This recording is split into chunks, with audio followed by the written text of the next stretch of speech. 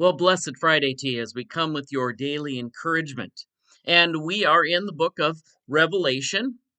And I invite you, if you're just joining us or if you've been with us for a while, to know that we have been going through the visions of the Apostle John, or at least John the Revelator, as he is revealing the things he saw concerning God. And so a lot of these visions have to deal with the final battle. And we've been talking about a concept called the Whore of Babylon. And basically, it is a secretive code to signify usually a Roman Empire or someone like Rome that arises. And out of the Old Testament, it was personified as Babylon and personified as a woman, like many of our countries are personified as women. And if they are a faithful spouse, they will be aligned with God. If they are unfaithful, they'll be allied with other deities or things that are wrong. And that's why the Lord pronounces judgment as these kings, these rulers, these nations, and even these economies are fornicating.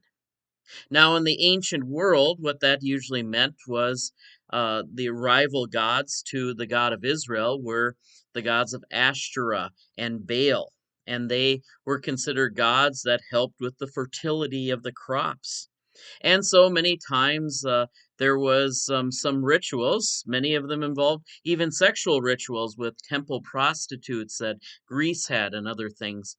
And they were considered ways that you could make things better for your crops, for your economy, for peace in your nation. And so, a lot of times when the Bible talks about kings committing fornication, it was of a literal description that they were trying to make things better for their economy, their government, and other things.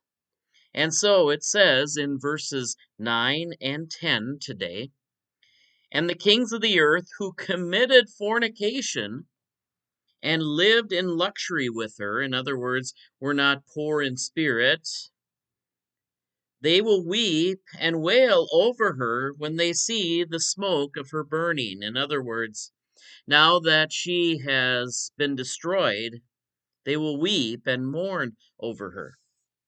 Their protection is gone. Maybe even their wealth or their economy is in jeopardy.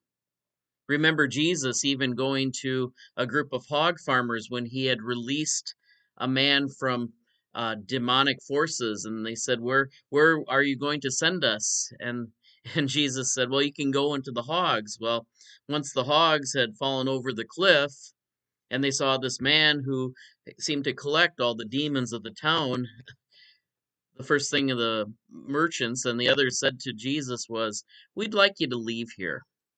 We want to keep our fortune and our wealth." But there are greater things that the book of Revelation is pointing to, greater things if we put God first in our life. It isn't just about having a good economy and all the other things that go with what we'd call governance. And so they will weep and wail over her when they see the smoke of her burning, and they will stand far off in fear of her torment, meaning they're going to stand at a distance. They're not going to commit themselves to what's happened. And of course, that happened to Jesus when he died on the cross. It seemed that there was always people standing a far distance from what was happening. And of course, we in our church we just had a story of First Kings chapter 2, where when Elijah was taken from Elisha and the other prophets, the prophets stayed at a respectful distance, but Elisha would not leave Elijah, and he was willing to go through the things that were promised to Elijah too. And so those are just examples of why some people have a big distance from things. And it says, and it is written in verse, so it means it was probably sung to a tomb. Alas, alas, the great city, Babylon, the mighty city, for 1 hour your judgment has come. And so there's always a thing with time going on in the book of Revelation. And one of those things is that there's a lot of waiting and there's a lot of uses of the word time and days. And now at these last moments, they've been using not just days and weeks like we've been used to, they've been using hours. And so it is that within 1 hour, your judgment has come. In other words, we might have been waiting for that judgment to come. And when it comes very swiftly. Sometimes that can happen in our world. I think of what happens when there's a lot of buildup for a trial to take place. And of course, our justice system is known not for its speed, but for its attempt, at least, excuse me, to try to be accurate. And so when justice finally happens, when the person is pronounced guilty or not guilty, that moment happens very speedily. And so it does in the things of God here. Well, I'm going to stop right here. We'll join together back here on Monday. Don't forget to join us for worship this Sunday. Take care. God bless. We'll see you next time.